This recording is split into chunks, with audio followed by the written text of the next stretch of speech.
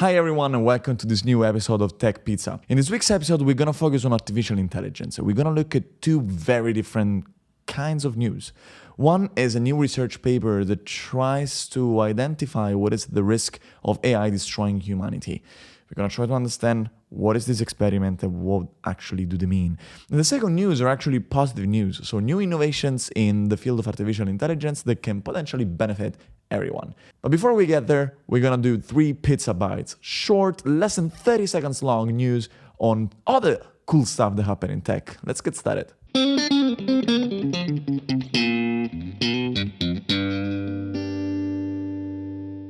NASA smashed a spacecraft called DART into an asteroid. The spacecraft was going at 14,000 miles per hour and was supposed to hit this asteroid to try to deviate its trajectory. Now, the most important thing is that there's no threat to planet Earth. There's no asteroid that needs to be deviated. But this was a test to see whether we can actually do it, to see whether our technology is advanced enough to make this happen. Now, NASA has recorded data, images, and other kind of information about this crash, and they're gonna analyze it in the next few weeks to understand if this worked or not. But it's pretty cool. As Laurie Glaze, the director of NASA's Planetary Science Division, said, this is the first time in the history of humanity that we have this capability of protecting ourselves from external threats. Even if, once again, we don't need it so far. But pretty cool, right? Elon Musk announced that he's activating Starlink in Iran. There's a lot of protests going on in Iran right now, and the government is trying to shut off any communication system so that people in Iran that are protesting against the regime cannot get together, organize, and keep protesting. So Elon Musk has a system called Starlink that can bring internet potentially anywhere through satellites. The problem that he had was that there were sanctions against Iran. So in theory, he couldn't sell his system, but the US government decided to give him a free pass for now, given the situation. So soon, thanks to Elon Musk, people in Iran are going to be able to use the internet again and communicate through WhatsApp, Instagram, Facebook, and be able to share with the rest of the world what the hell is going on in Iran. Meta and Google announced that they're slowing hiring. It seems like the two companies stopped their hyper-growth phase and decided to become more mature companies. And Sundar Pichai, the CEO of Google, during an all-hands also said that they're going to try to spend less money on trips, less money on entertainment, and teams are going to have to be more productive and more efficient. So the mindset is going to be something along the lines of, well, my team is going to be smaller in the future. How do I make sure they use resources in the best way possible? The interesting thing here is that these companies have only lived through hypergrowth phase, basically. So they've always been growing, always been handling people, always been making more money. And now it looks like the curve is kind of bending and their growth is going to be slower. How are they going to cope with it? This is the first time that these companies experience this. It's going to be interesting to see the next 5 to 10 years.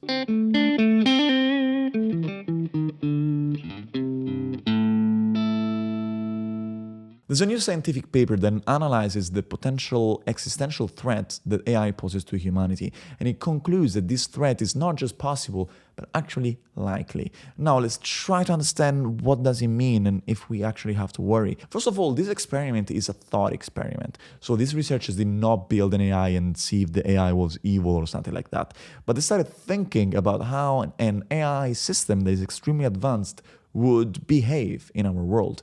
What I thought about is a system based on current reinforcement learning architectures.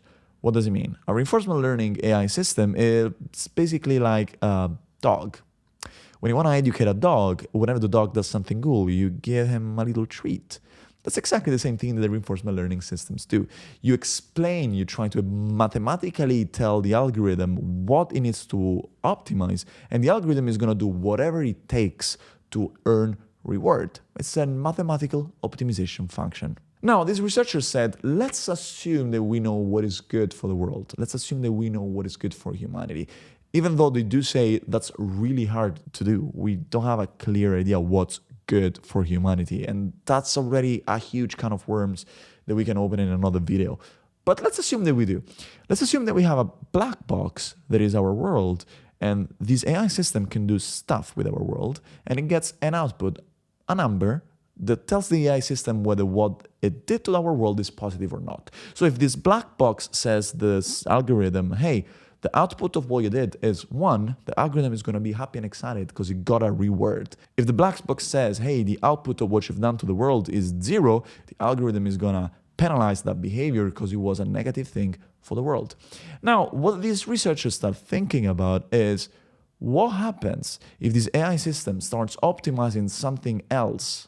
What if the algorithm finds a shortcut to get that reward? And they make this very weird, I would say, experiment. Well, follow me. Imagine that this output, this number that is given to the algorithm to tell it if it's going well or not, it's printed on a screen, okay? And the algorithm has a camera that is reading these numbers and it's trying to understand what's the value, what's the positive or negative impact that it had on the world based on its actions. Well, the algorithm could, would be the best case scenario, actually learn to maximize that number by actually doing things into the world.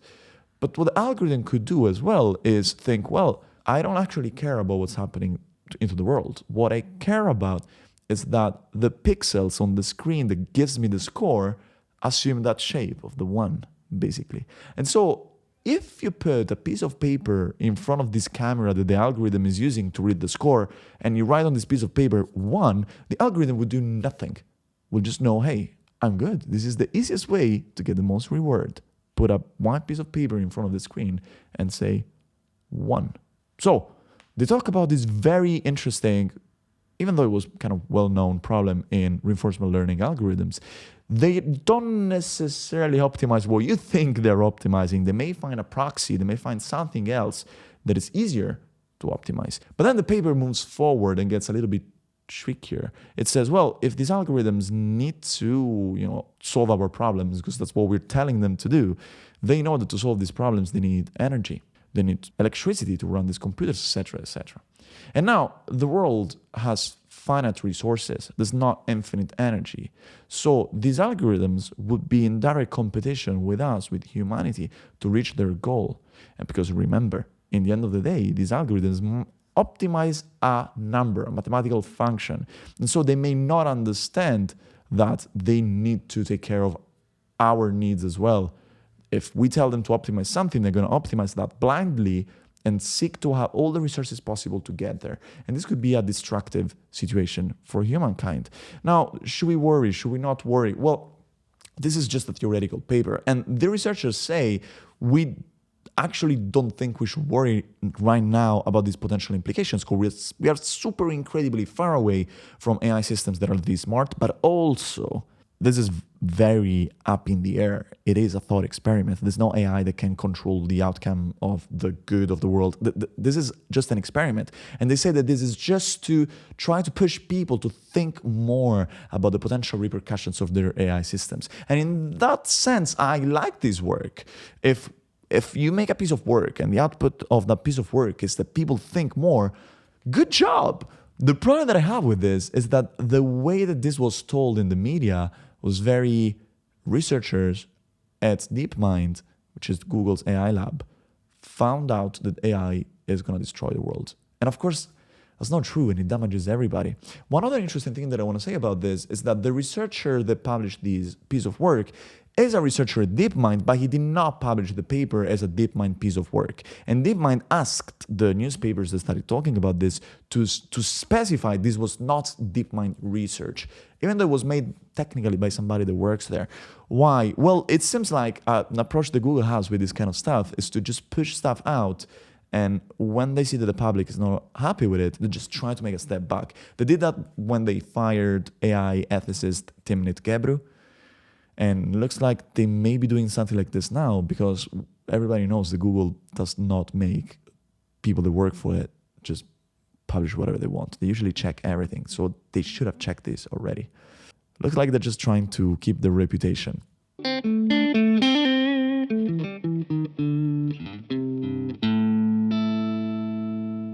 Let's talk about two new positive beautiful new pieces of AI technology that can potentially help humanity. The first one is a new AI model called Whisper that is able to translate speech to text.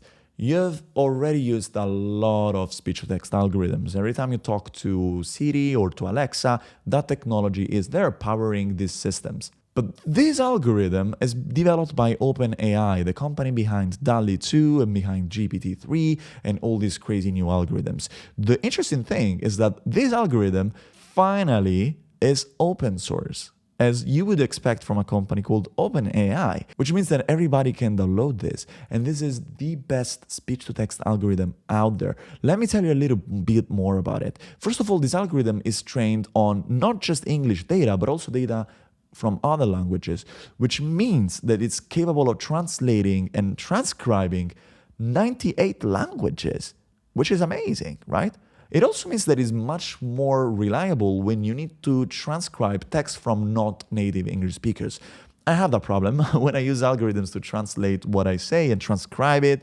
It's often full of mistakes because my pronunciation is not perfect, as you may have noticed already. But this system promises to be much more robust.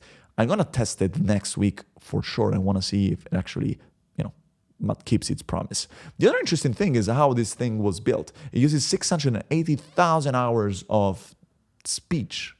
That's 77 years of full-blown uninterrupted speech, which is kind of crazy, right? It's a lot of data. And what makes this model powerful is not a crazy new huge AI model. Is how OpenAI selected the data. They did a lot of work into trying to get rid of data that has poor quality and having a really good data set that allowed them to have these amazing results that, once again, are free for everyone to use. Isn't it cool? The second piece of news that I want to tell you is a new model by DeepMind, Google's AI lab, which is called Sparrow. This model is a language model, so something that is capable of generating text, that works as a chatbot so you can interact with it, but it has two new things. These things are actually not new. We talked about some of these things in the past, but they managed to put them together. Let me tell you what are these two advancements. The first one is that the model, Sparrow, can actually search the internet. So if you ask it questions like, I don't know, what is the best food to eat in this city?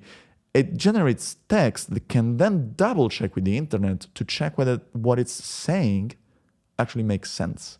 And the second advancement is that it can also keep into account user feedback. So when it's generating a sentence, user can say, hey, this was not a good answer based on what I asked you, or hey, it was offensive, or hey, it was, I don't know, whatever, not good, okay? And the model can learn this and become more polite and become more accurate and become a better chatbot. They also added other safety systems that make sure that the algorithm is not giving financial advice, for instance, which if it's not factual may lead to very destructive outcomes. It does not pretend to be a human being, which is something that can happen often, not because AI is self-conscious and wants to pretend it's a human being, but because it learned from science fiction, it read all sort of books, and so it's very likely that it's going to generate this sort of like conversational I am a human being kind of text. But thanks to these feedback loops, it's not going to do it, which is great. And these checks and these innovations are also going to make sure that the model is not giving life-threatening advice. There were some really bad cases of models like this that told people with mental health issues to commit suicide. And that was because these models, once again, they learned from books, they learned from blogs, they learned from the internet. And so that's likely. But thanks to these two checks, checking the internet and getting feedback from users, the model is much more robust and hopefully it's going to be safer to use.